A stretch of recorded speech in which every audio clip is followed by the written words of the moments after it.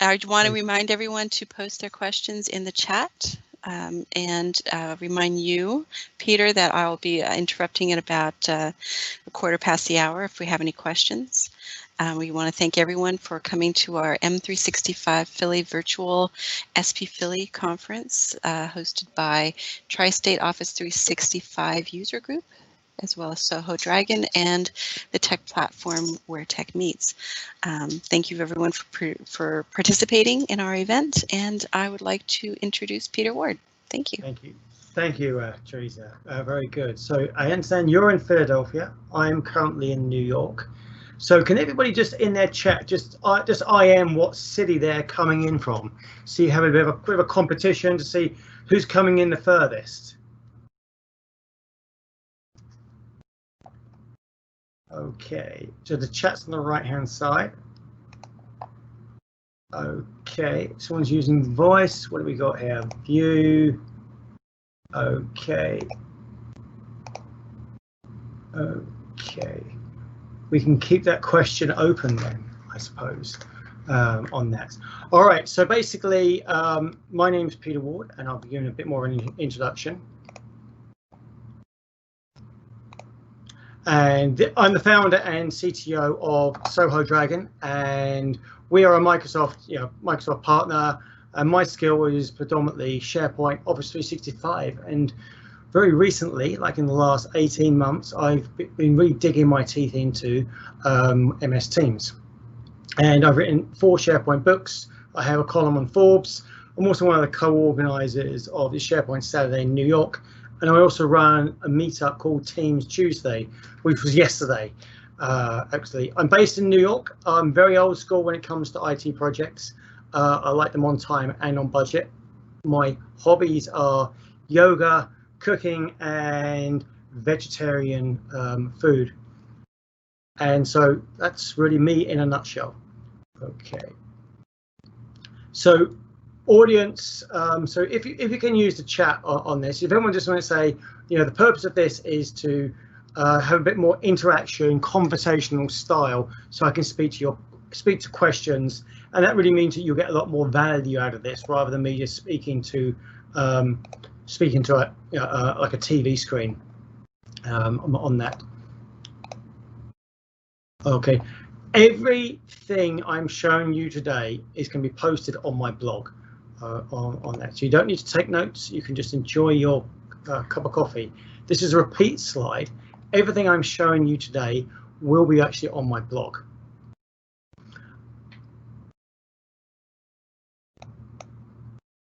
Right, so today's theme is about standardizing the communication platform, and in a lot of organizations, the telephone is obviously the default standardization, and then there's email, and that got standardized over the last 25 years. Okay, and then you've also had like instant messaging, and you've got Jabber, Cisco, even people, people using things such as AOL AIM, I'm still finding as well. And of course, you had Teams as well. And this is all very well when it's instant messaging, but you've had a convergence of, so we say, the communication channels.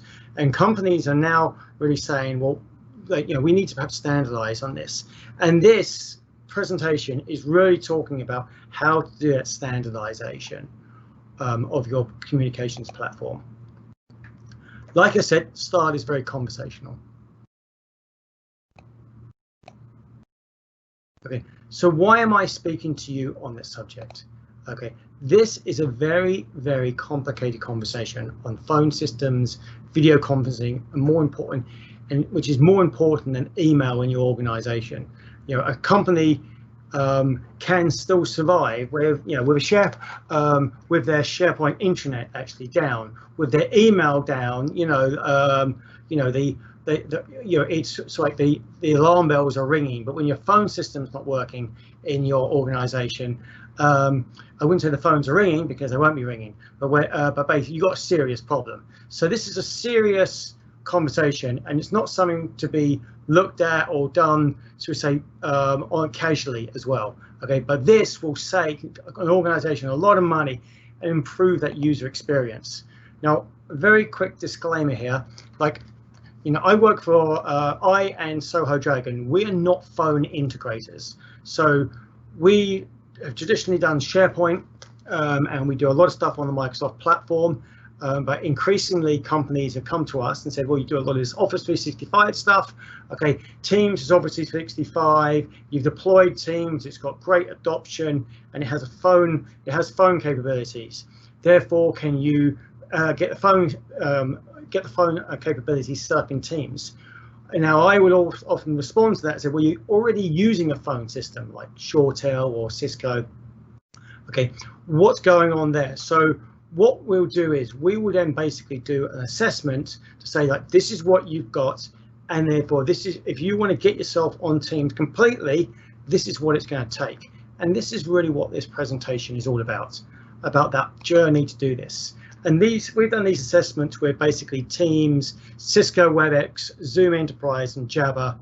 Obviously, Zoom is very popular right now, but companies are not too enthusiastic in having 3 or 4 subscriptions to these services, particularly in this economy, when they think, well, you know, if we can actually save money and standardize, and that's in many ways has been the name of the game with Microsoft in terms of standardizing a technology onto a single platform. The value of this is that I've done several of these presentations, okay, about standardized communications, and it doesn't always get to a single platform.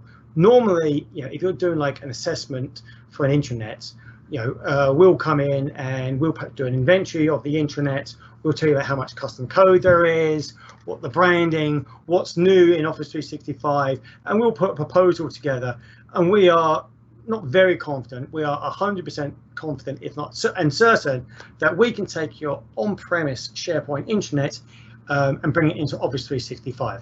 It's and we can do it for that. We can tell you how much money it would cost and the time, and it's a very predictable journey, and it's a very predictable endpoint as well. If you want to do this with a phone system and bringing it into Teams, it's not so much as unpredictable, but you need to know what you're dealing with. Okay, and what you currently got, and I'll be talking about this. Okay, it's not unusual. A corporation landscape is Teams, Cisco WebEx, Zoom Enterprise, okay, and Jabber. Just out of interest, in the chat, does anyone want to just basically just say if their organization is using any of these other platforms?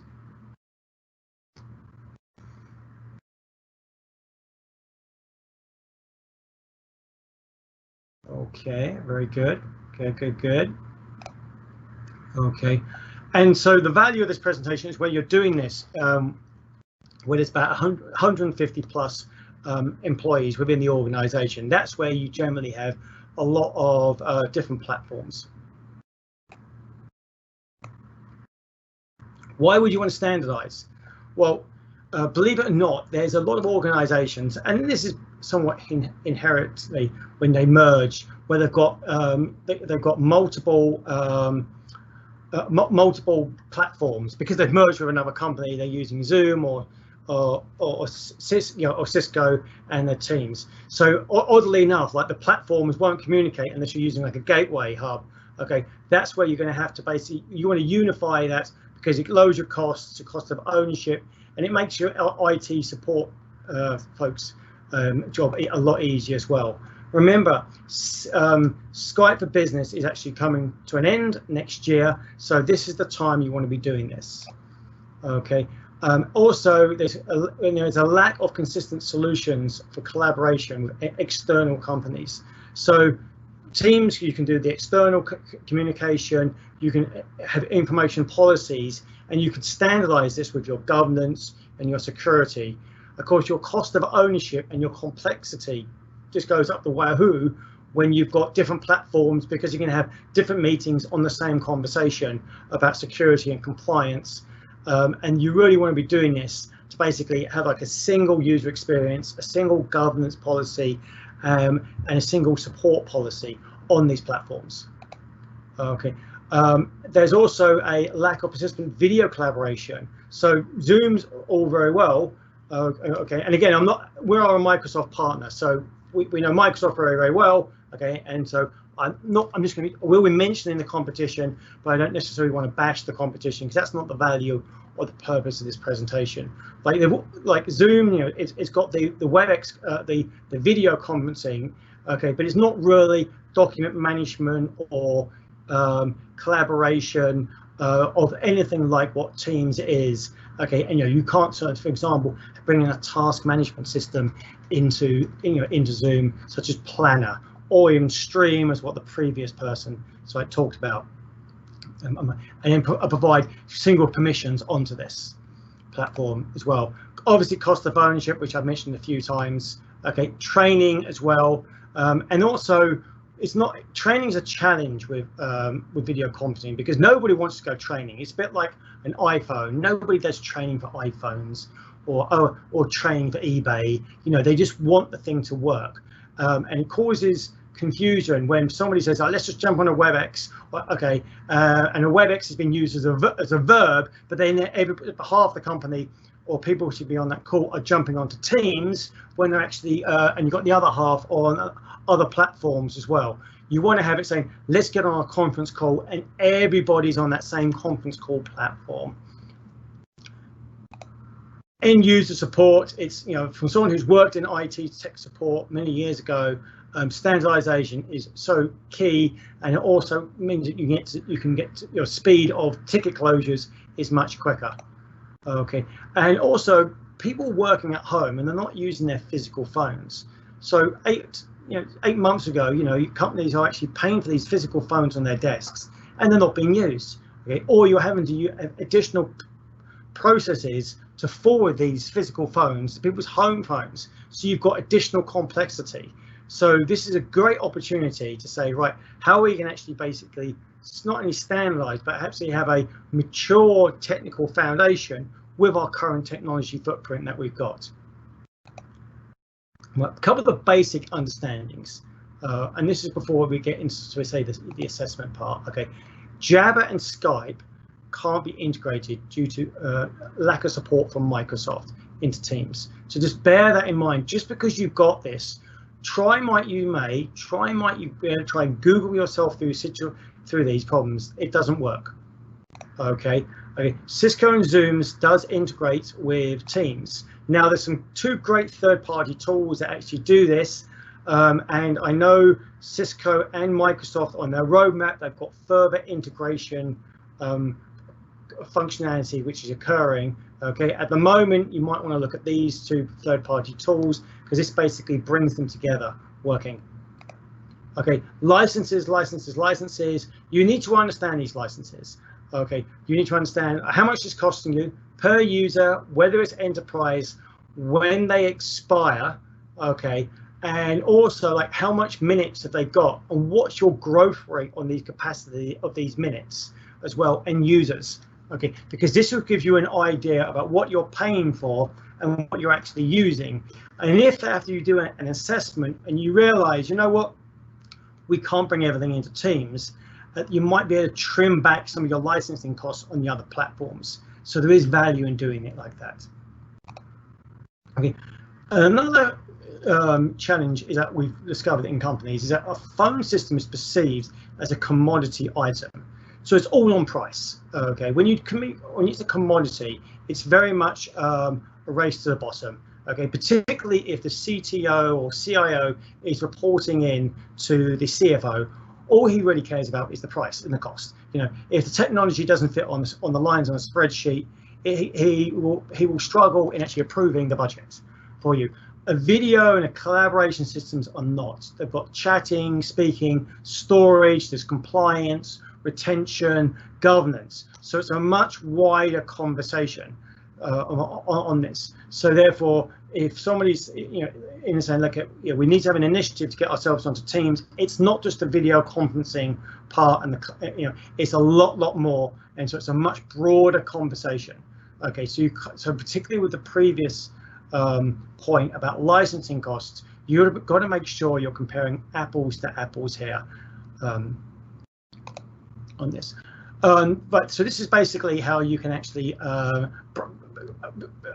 basically bring in the Cisco and the WebEx. So in most organizations, they're going to have Teams, and they're using Cisco, Jabber, and Zoom, and they're bringing that, presenting that up, into that presentation layer in Teams, just like SharePoint. Some things never change.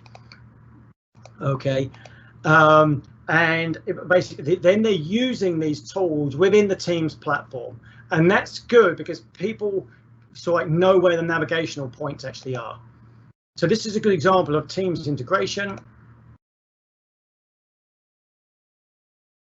So I'm just bringing in an app here.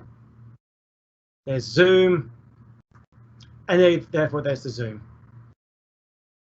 It has the Zoom bots.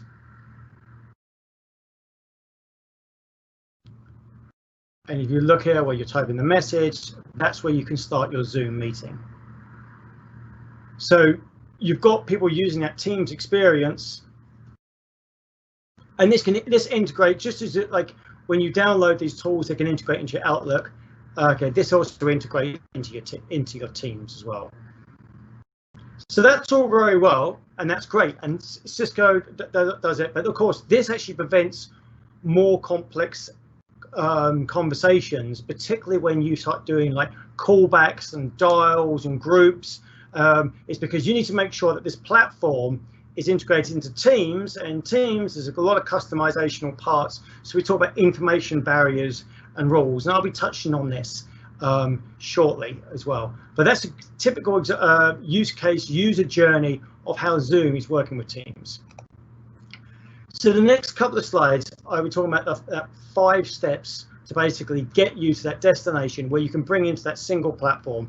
And unless I can't tell you whether it's going to be whether the end result will be a single platform, because it's a very, very complex conversation. And this is more like before you know what I'm thinking, I need to know what you're doing. So the first step 1 is to get the inventory.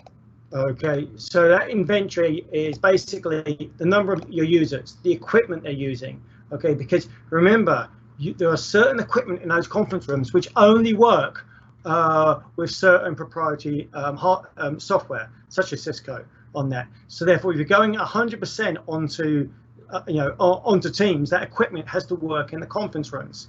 You need to look at understand those users. Okay, what are those? Who are those users? Okay, how many of those users are they broken down into departments? Okay, and even countries as well. And the contract of your existing tools, the prices, when they're going to expire, and how they're actually priced out. Is it per user, per country, or is it just a complete enterprise? User personas. This is particularly important. Okay, because this is what you've got to understand. How are people using Teams? Are they actually using Teams, pure Teams? Okay, or are they using, like, so we say the Cisco within Teams? Okay, how are they doing the group conferencing, and how are people dialing in? So, for example, you might you could with a WebEx, with WebEx you can actually get them to call you back. Okay, so therefore you can call in. So are they going to be calling you back on your cell phone number, or are they going to be calling you back on your Teams ID number? Okay, so that's a good example of a persona, which trust me, we've brought that to our attention, a few people, and they've said, well, we didn't realize you had to look at these. So that's a good example of like, you need to understand how people are using their existing tools, because obviously, we're going to get, the idea is to get to that single platform, but those user personas need to be actually identified and actually worked out. Does it work or doesn't it work? Policies. Okay, in terms of understanding the policies, this is basically in terms of the firewalls, retention and governance. And also, when you're doing this inventory, you need to state what is actually completely out of scope of this inventory.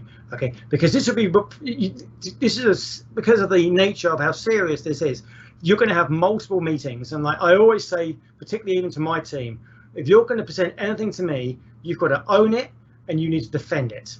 Okay, so therefore you need to say, this is what's out of scope on that. So no one can say, well, you forgot this and you forgot that.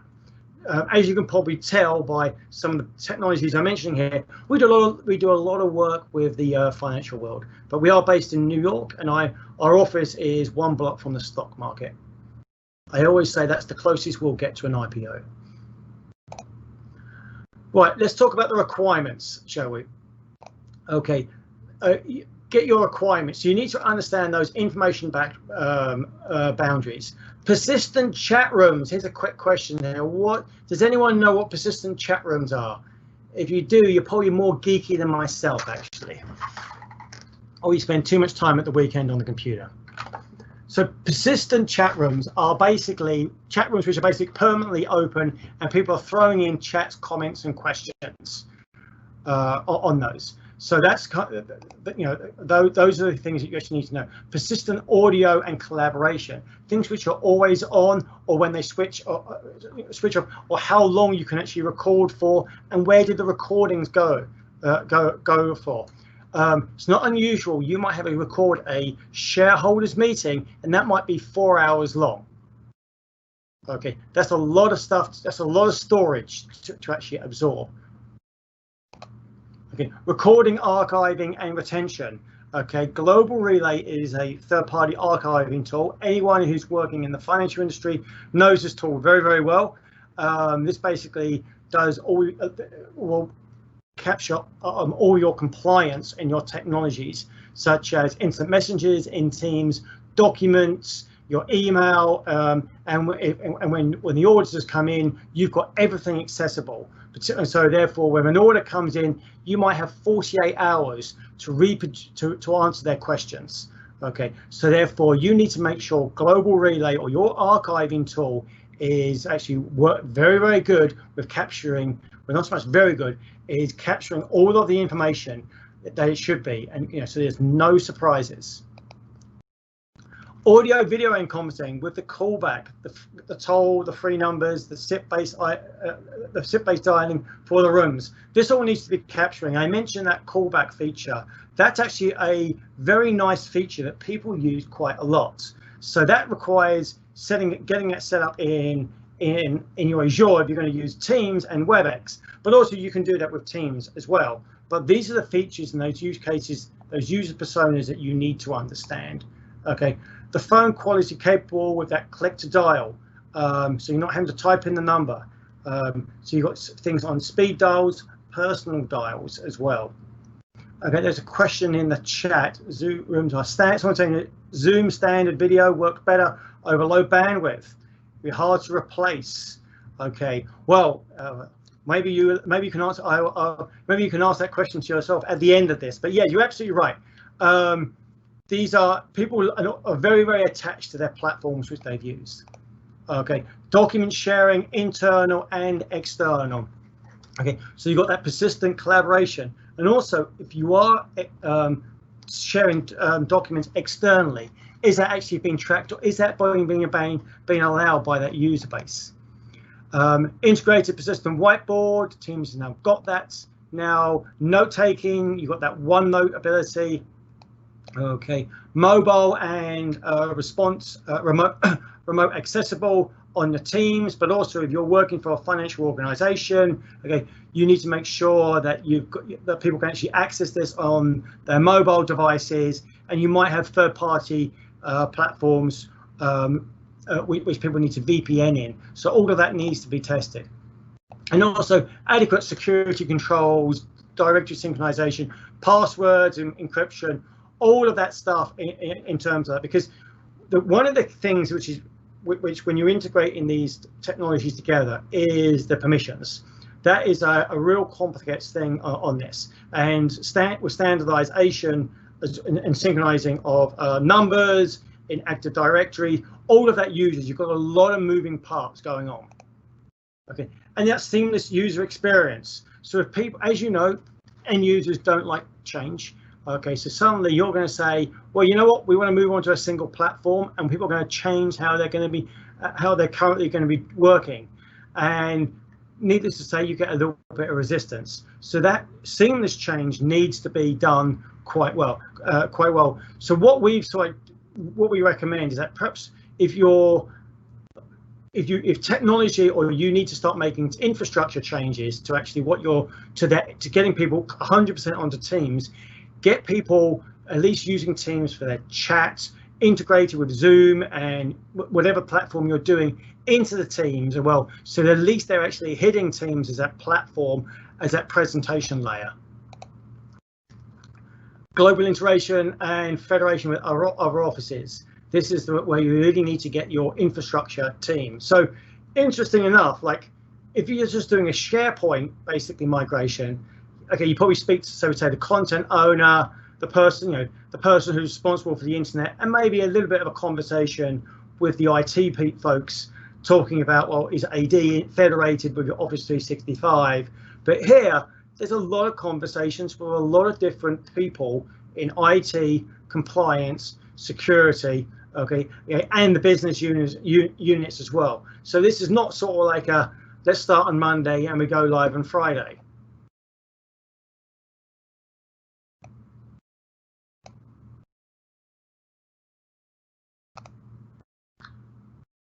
That unified platform support as well. So the other thing as well is that when you start integrating your platforms together and there's problems, okay, you speak to Cisco and then they blame Microsoft. You speak to Microsoft, they blame Cisco, and it's like it's back on the days of in the 1990s when Novell used to blame Lotus, which used to blame Microsoft. Okay, at least if you can get that, you need to know if you are going to go have that unified platform, okay, of that end result, okay, how well is it all supported? But also, if the intent is to perhaps bring in Cisco, WebEx, and so Zoom into Teams, how well is it supported? Okay, and okay, in terms of the your enterprise account managers for these companies, have they got existing clients who are doing this? Right, test cases. Okay, so here I've got test cases. This is your requirement gathering. Microsoft Teams direct routing test cases. This is a rather large, fancy Excel file, but you can see these are the test cases that you need to do in your organization. This is just a team calling. Then you got the WebEx. Then you got the web calls. Okay. And this is just for, the web meeting. So you're going to need to do this for your other platforms as well. So this is a lot of going on, inbound, outbound, your PSTN user calls. So you really need a lot of this sort of like understood and tested. And the other thing about testing is that this is not so much the now with Teams, but Teams is a bit of a memory hog. About 2 years ago, that's now been cleaned up a lot. Okay, but just when you're doing your testing in labs and you're bringing in these third-party applications, the memory sort of like starts start going up a bit on this. So therefore, it's not just doing this on one. Look at the memory. You can't just say it's working, it's all fine. You need to be like saying, let's look at the memory and let's look at see what's going on when you've got 15, 20 people actually on the conference call, collaborating, whiteboarding, OneNoting.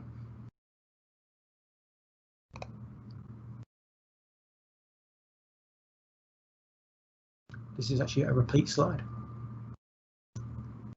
Oh, actually, this is the direct routing one. Again, a lot of stuff going on. Okay, hidden pitfalls, compliance.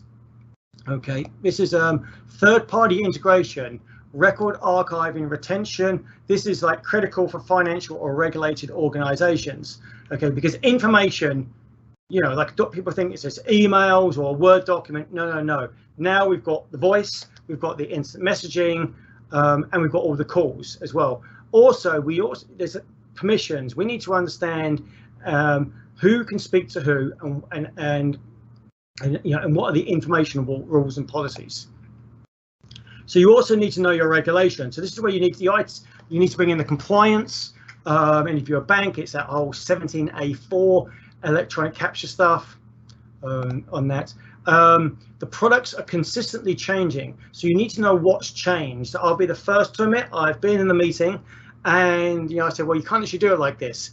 And then someone will say, well, wait a minute, yeah, you can. This came out 3 weeks ago, and and it's like that starts happening a like that starts happening a few times, there's a bit of a credibility issue on this. But things are changing, and that's the nature of things in the cloud.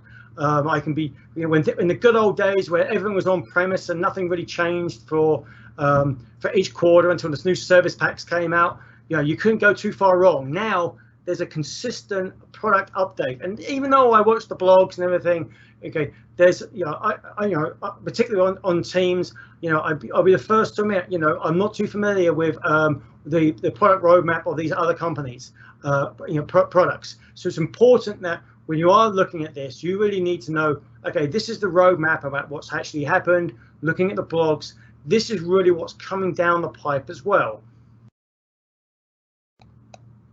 Okay. Permissions or applications, this is something which you really need to do with Teams, and that's done on the enterprise level. Okay, if you begin to integrate these third-party applications, you need to make sure there's the permissions and the authentications, and people do not like logging in 2 or 3 times into applications. Understanding the licenses, and that's how they work. Okay, and it's not just the license, it's also the labor as well. If we are going to replace something, what will it take to replace it? And also, is there actually any migration going on? Okay, if we're using another application, what were the other, what's been stored in this, and what needs to be actually retained on this? Step 3, the cost benefits. I don't really talk too much about this, partly because it depends on a company by company on how they've negotiated their enterprise license. But like I said, it's not just the licenses. You really also can make sure you're comparing like with like, apples to apples, okay, and also you need to understand, okay, well, how much of our internal time and effort is it really going to take to actually get onto that single platform? Can it actually be done? Because if I've already got an enterprise license until the end of 2021, there's not much I can really do. They're not going to allow me to break that.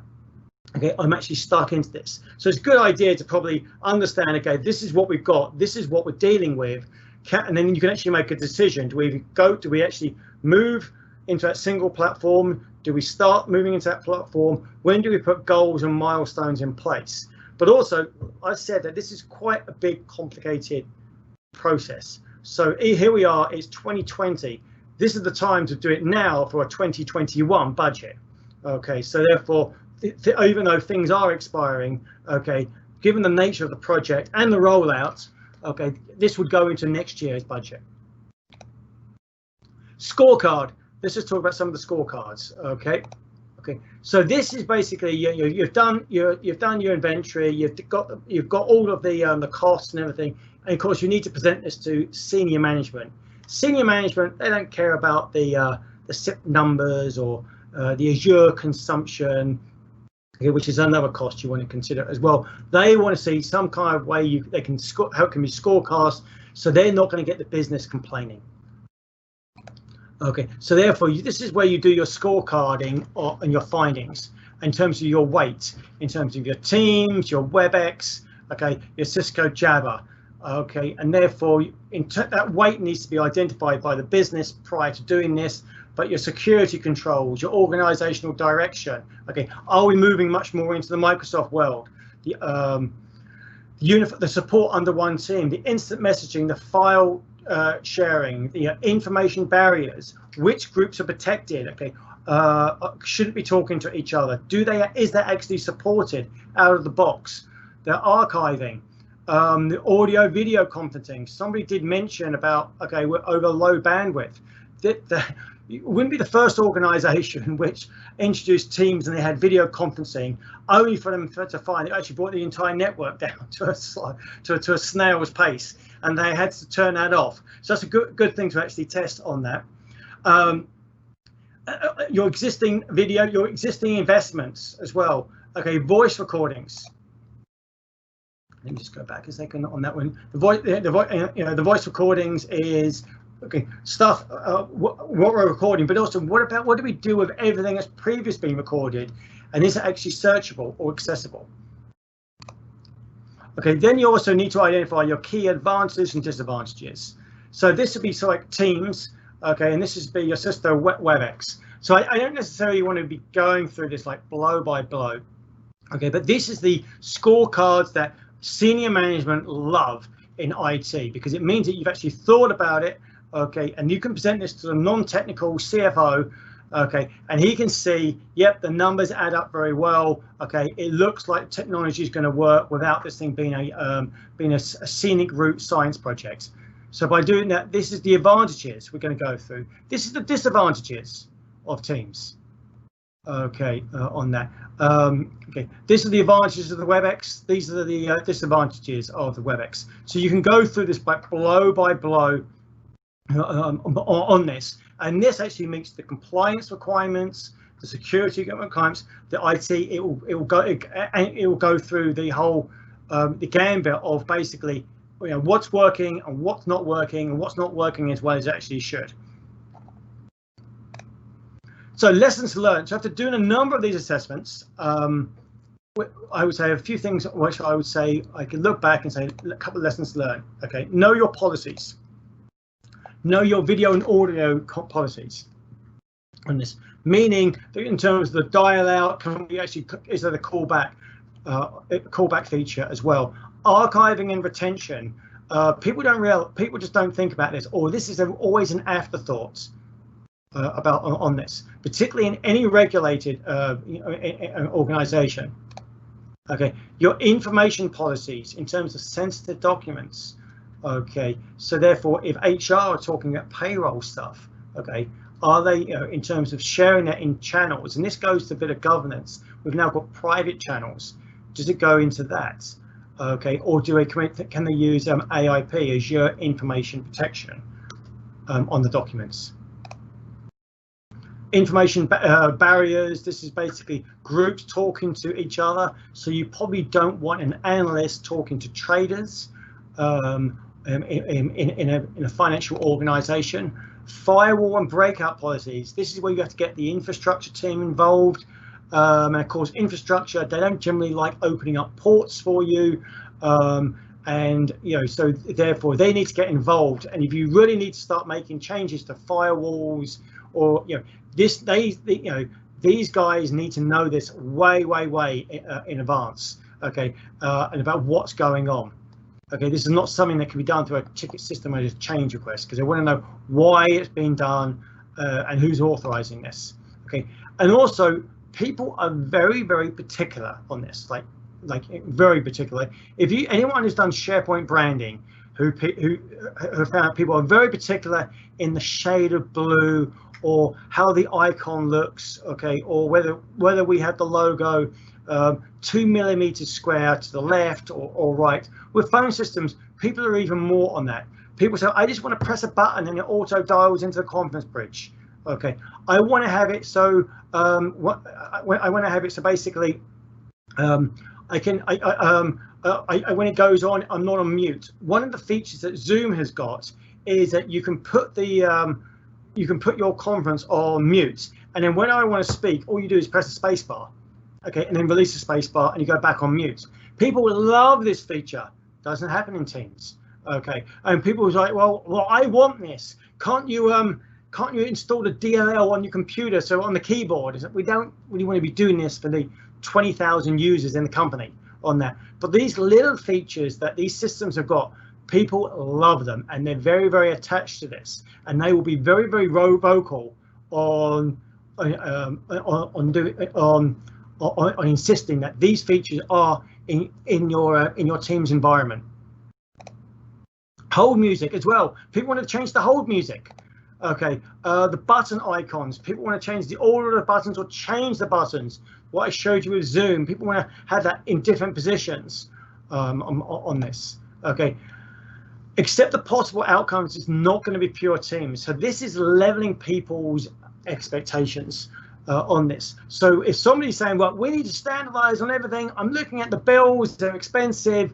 Okay, when you do that assessment, at the start of the assessment, you've got to be saying that we're going to look at all the technologies. This is what the intention is, but it might be a phased approach on how we actually get there. The journey might be longer than we actually think, or it may actually take a bit longer, or it may even not even get to that destination, not in the near future. Okay. So it might be on all of these. Ease of use is another one as well. I talk about that space bar with Zoom. Okay. Other things as well you want to test is like Linux and Windows. Even though they've got Teams, they've got different bits of functionality. So it's important to understand if people are using different. You know, they might have Teams, but if they're using different platforms.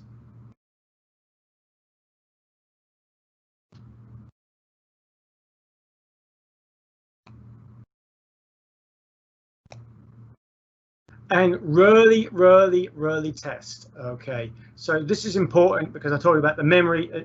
You can get some memory leaking issues. Right, this is the end site result. This is the decision. Okay, so you've done your assessment. You've just presented this to the, to the executive committee, and then you've got to ask yourself, all right, what's next on this? Now, this depends on your findings. And as I did say at the beginning of this, if I was doing an internet migration, I am 100% certain this Office 365 will get you into that direction, will get you there. Okay, I can put you on the right price tag. I can tell you about the user functionality. I can tell you about what that user experience will actually be, and it would be very predictable. And this is when you do an assessment here. There's a lot of things like I don't know your firewalls. Probably don't know the SharePoint team or the Office 365 team probably doesn't know all the information policies, all the compliance compliance stuff, or the regulation, or the archiving, or how these third-party applications are all driving together. So you need to really understand that, and that's a learning process that you're going to have to do. And a lot of that is actually tribal knowledge within the organization. Okay, and once you've sort of got that, okay, that's where you start making your decision. So that can we do it in one straight shot, or can't we do it? Okay, or do we have to do it as a blended approach? Okay, and that's really where you come on. That's really where you have to do that assessment. And these are the 5 steps which I've done. But of course, I don't know your organization, so as a result, I can't tell you this is how you do it I can't tell you this is predictable if you on where you're actually going to get to that end point. A lot of that is internally based within your organization. These are some very good links on the Microsoft website. Calling plans, your voice and video calling, which calling plan is right for you, set up the call feature for me and your users. This is actually very good. We give this a lot to companies. We do assessments, and I'm always surprised. People say, "Oh, I never knew.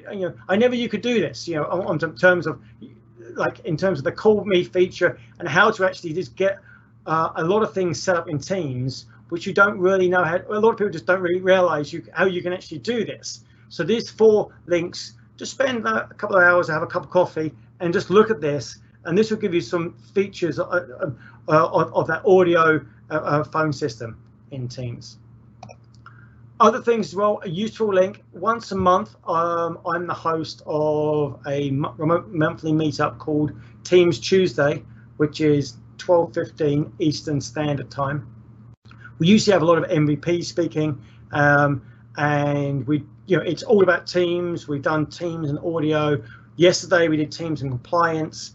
I think we've got someone next week talking about frequent mistakes of Teams. We've also got things like security policies, how to apply all this with Teams on that. So this is great, and all the presentations are posted in the actual meeting platform as well. So even if you just become a member and you just read the emails, we give you the summary tips about what everyone's presenting on. Some of your takeaways here: cost benefits analysis, getting your buy-in. Okay, what's new in the next 12 months? I didn't actually cover this, partly because I was looking at some of the other presentations and noticed a lot of people are talking about the future of these. Okay, hidden pitfalls, device comparison. Okay, in talking about device comparison, that's the key thing in terms about mobile, PCs, and platforms like Linux. Lessons learned on my Teams deployments. Okay, if you want to give me speaker feedback, that would be great, much appreciated. And if you can give feedback on the event, that would be actually much appreciated as well. So any questions that we have, feel free to add them into the chat. Yeah, I don't see any questions. Everybody is extraordinarily clear on everything you presented, amazingly enough.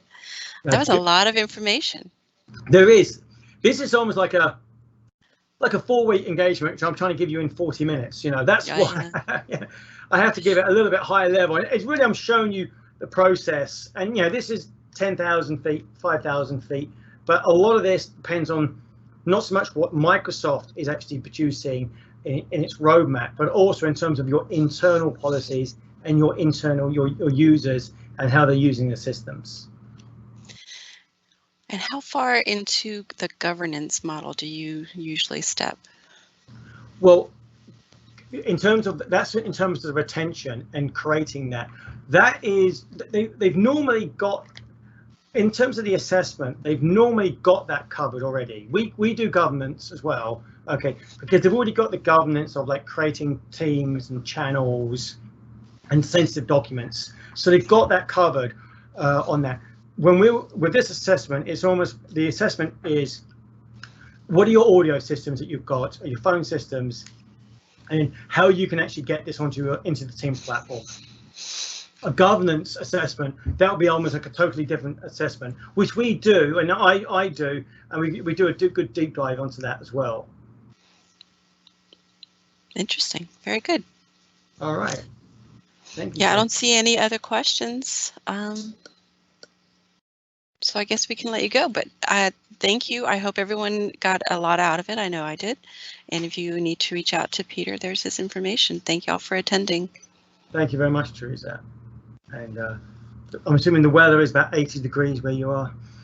I'm hiding inside in the air conditioning, but yes, it's very, very humid and hot and unpleasant out there. Oh my, yes, mucky, I agree.